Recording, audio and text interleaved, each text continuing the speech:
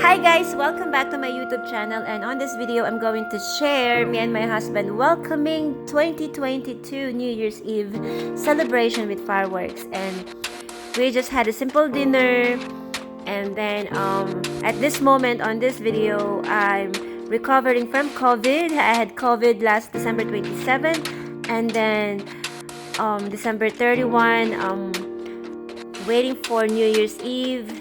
I'm started to feeling better. Thank God that I'm welcoming 2022 feeling better.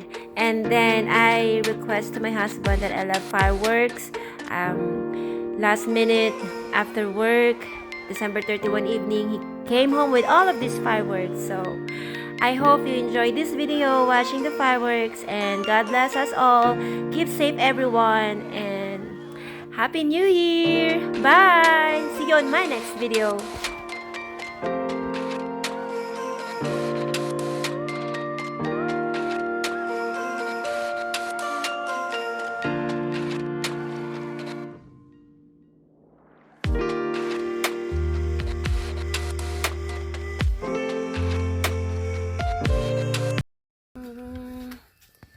Herbuck is though.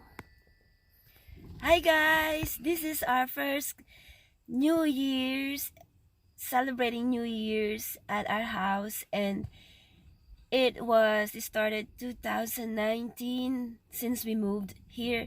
Now 2022, we're celebrating it here first time in our house. Happy New Year's everyone! Wow!